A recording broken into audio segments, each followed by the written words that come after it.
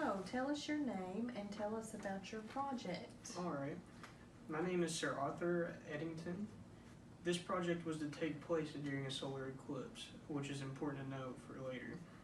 In simple terms, we were trying to test whether or not massive objects in space such as the sun or stars create curvature in space. This could also be called a warp. In theory, this would cause light photons to follow the path of the warp. And to the photon, from the photon's perspective, they would be going in a straight line. This had to be done during the eclipse because the glare of the sun is too bright during normal circumstances to record the data needed from the background stars. The data that needed to be collected was the positioning of the stars. If that changed, that showed that what Einstein's theory of relativity predicted was correct. Okay, interesting. So what were you guys trying to do or to find? Well, as mentioned earlier, we mentioned Mr. Einstein's theory of relativity. We were trying to test that. Up until the point of releasing the data we had collected from this experiment, Mr. Einstein's theory had not been taken too seriously.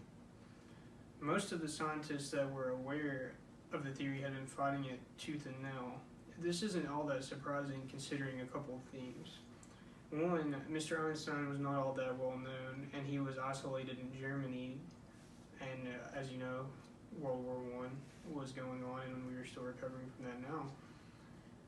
Two, Newton's model of classical mechanics dominated the scientific world at the time, and Newton's model suggested that light was affected by a gravitational pull. This clashes with Einstein's theory that suggests that light is just traveling the path of a warp in space caused by a star or other massive objects. Now, this is a big problem because physicists have believed or gone by Newton's model since probably the 1500s. So just up and changing that is going to be hard for some of them to swallow. Very good information. So where did this project or experiment occur? The experiments took place in two different locations. One was being the tropics of Brazil, and the other being the islands of Principia. We wanted to make sure that we were able to record the data properly without any interference, like clouds or anything. Had the clouds been blocking the solar eclipse in one location, the data could still be gathered at the other. But had we just used one location, if it was cloudy, that would have been it for the experiment, and who knows how long it would be until we would have been able to collect more data, because there's really no other opportunity like this. And but it ended up both locations did have clear skies, so we were able to collect two data sets which we could compare against each other. Yeah. So what other significant events were happening around the world at this time? French Prime Minister Georges was recently injured in an assassination attempt in February of this year, actually, which is tragic. And who else was involved in the project? He wasn't directly involved in the project, but Sir Frank Dyson, or Watson Dyson, is the one who came up with this experiment back in 1917. If not for him, this project would not have existed because no one would have come up with the experiment. At least that's a possibility. And can you tell us about your role in the project? Sure, I was the leader. I was the one who made sure everyone was where they needed to be, orchestrated the expeditions out to both the places, the tropics of Brazil and the island of Principia.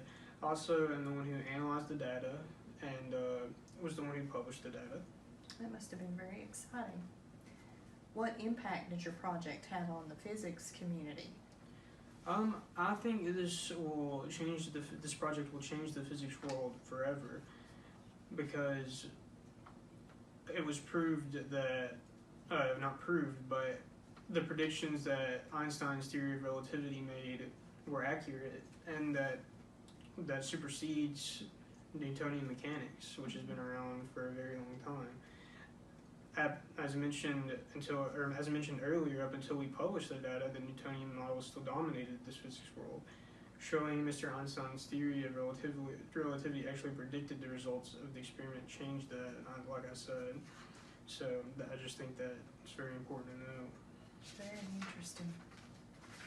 Collecting the data during a solar eclipse, that must have really been a hectic endeavor due to the lack of time that you had. So how long did you have to collect the data? Well, actually, we had more time than expected, actually, because this particular solar eclipse was actually longer than one of the longer ones we've had up until this point. So we had approximately 6 minutes to collect the data, which indeed did prove to be enough time to get what we needed. Great. Thank you.